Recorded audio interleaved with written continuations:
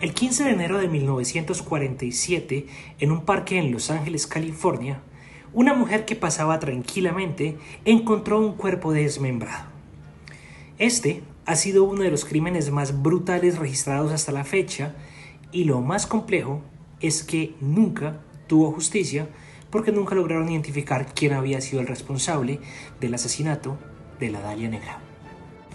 El 24 de julio de 1924 nace en Boston, Massachusetts, Elizabeth Short, una mujer dentro de un hogar bastante pobre, donde ella a los 15 años decide mudarse con su padre para Los Ángeles, California, ya que ella aspiraba y soñaba con ser una gran actriz.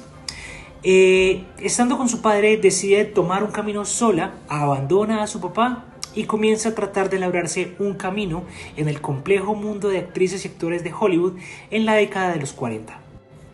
Elizabeth era consciente de su gran belleza y se autoproclamaba como una mujer de alto valor, y entonces básicamente lo que hacía era salir con hombres y tratar de sacarles dinero.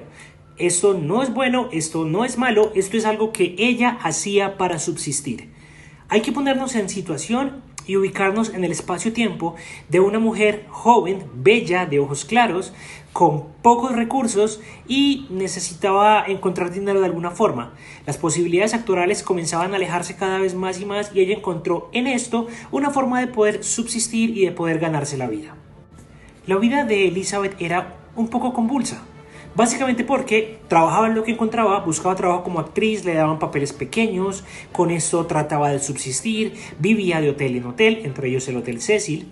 En algún momento habló con el Hotel Cecil para ella ser la imagen oficial de este hotel. Y aparte de eso, sus salidas nocturnas eran frecuentes a bares, donde seducía a hombres para que le pagaran su comida y le pagaran sus tragos. El jueves 9 de enero de 1947, Elizabeth fue vista en el bar del Hotel Cecil. Salió del bar, caminó por el vestíbulo, salió del hotel y sería la última vez que la vieran con vida. El 15 de enero, Betty Bersinger caminaba con su hija de 3 años por un parque, por un lote baldío, y encontró lo que a lo lejos creyeron que era un maniquí partido por la mitad. ¿Cuál sería su sorpresa al acercarse e identificar que no era un maniquí? Era el cuerpo cortado por la mitad de Elizabeth Short. Elizabeth pudo ser reconocida fácilmente porque un par de años antes había tenido cierto antecedente judicial y le habían grabado las huellas digitales. Entonces compararon las huellas digitales con las del registro y fue cuando hizo match y lo lograron identificar por esto. Algo que llamó la atención por parte de los forenses es que no había una sola gota de sangre alrededor del cadáver. Es como si le hubieran sacado toda la sangre en otro lugar, lo hubiesen lavado y lo hubieran depositado allí de forma cuidadosa. Lo siguiente lo voy a leer directamente del informe forense. El cuerpo había sido seccionado por la mitad a la altura de la cintura y le habían drenado prolijamente la sangre. Su rostro estaba cortado desde la comisura de los labios hasta las orejas. Le habían arrancado el bazo, el corazón y los intestinos. Tenía mutilado el pezón izquierdo y la panza cortada por encima de la entrepierna, y en la vagina tenía un trozo de sí misma. Había sido asfixiada. Tenía las piernas fracturadas por los golpes de un bate, y las marcas en muñecas y tobillos revelaban que había sido maniatada y torturada por 3 días. Tenía sus manos por encima de la cabeza, y lo único que lograron encontrar fue la huella del zapato de la persona que depositó el cuerpo en este lugar. Justamente por esos días se había presentado una película que se llamaba La Dalia Azul, donde narraban el asesinato de una mujer que tenía ciertos patrones similares con el asesinato de Elizabeth. Como Elizabeth siempre se vestía de negro, los medios decidieron llamar a este caso The Black Dahlia Murder o el asesinato de la Dalia Negra. Los medios, carroñeros y amarillistas como lo son, decidieron acabar con la reputación de Elizabeth e inclusive llegaron a llamarla prostituta. Por si fuera poco, la policía recibió 400 confesiones de personas que aseguraban que ellos habían sido los autores materiales del asesinato de Elizabeth. El 23 de enero de 1947, una persona se comunica con el periódico Los Angeles Examiner asegurando que él había sido el autor material del desvivimiento de Elizabeth y que la policía no estaba haciendo bien su trabajo. Cuando le pidieron una prueba, porque claramente el periódico no le creyó, ese tipo les hizo llegar al día siguiente un recorte con fotos, el certificado de nacimiento de Elizabeth y una agenda marcada con Mark Hansen. Mark Hansen era el dueño de un bar que Elizabeth frecuentaba y fue el primer sospechoso, claramente. Aparte de esto, porque él el 8 y el 9 de enero sí había encontrado con Elizabeth, habían salido, habían conversado, pero todavía llegaba hasta ahí. Mark afirmaba que Elizabeth era una mujer a la cual no le gustaba practicar la danza horizontal y que por eso los hombres perdían interés en ella porque solamente la veían como para eso. Por si fuera poco, dentro de la libreta de Mark habían varios nombres de hombres y todas estas personas fueron investigadas y fueron tratados en primera instancia como sospechosos. Dato importante, en esta agenda faltaba una página. Nadie nunca supo qué pasó con ella. Comenzaron entonces a descartar a sospechosos y el último de la lista era un tipo que se llamaba Robert el Rojo Manley.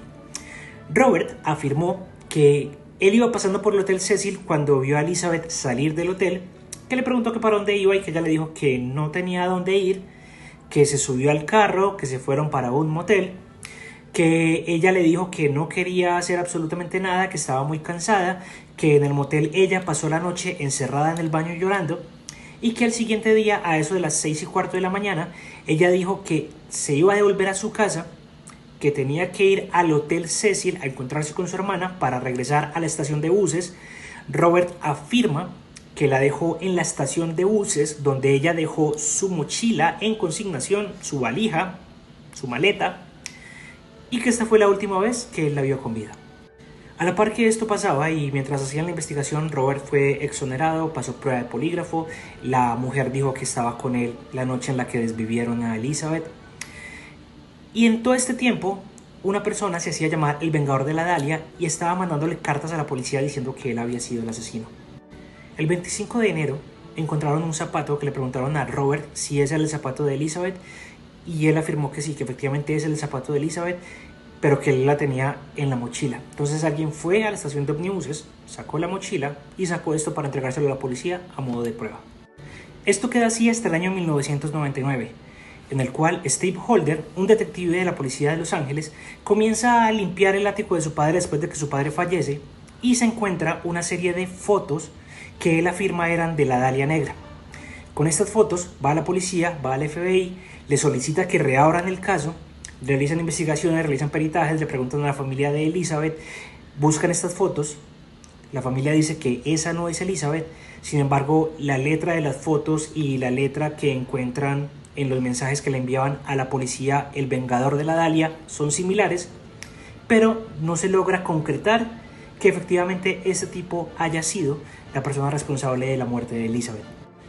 Estas son las fotos que tenía George Odell, papá de Steve, presunto desvividor de la Dahlia, y pues claramente me quedo con mis dudas. No siendo poco, Steve afirmó que por la época en la que mataron a Elizabeth, su papá tenía un consultorio médico cerca del Hotel Cecil y que su papá era médico y que eso hubiera explicado por qué los cortes que tenía la Black Dahlia eran tan precisos, porque efectivamente los hizo un médico. No siendo poco, Steve afirma que la postura que tenía la Dahlia era para hacer homenaje a un cuadro que a su padre le gustaba mucho, que es el Minotauro de Raymond, que es este cuadro que estamos viendo aquí. Lo cierto del caso es que Steve siguió investigando a su padre, encontró un montón de cosas turbias, encontró que su padre había sido denunciado por abuso sensual hacia niños, encontró que su padre había sido inmiscuido en fiestas de danzas horizontales, encontró que su padre había sido investigado por la policía, pero la policía nunca, oígase bien, nunca le había hecho nada porque supuestamente él conocía muchas cosas de la policía y que eso podría traer un montón de cosas malas y una teoría de conspiración que podría ser verdad, pero sin evidencia no se puede afirmar nada. Lo que sí podemos afirmar es que a hoy, 70 años después de la muerte de Elizabeth Short, nunca se pudo saber exactamente quién era el asesino de la Dahlia Negra. Y recuerden, lean mucho, cuestionen todo y Hail Satan.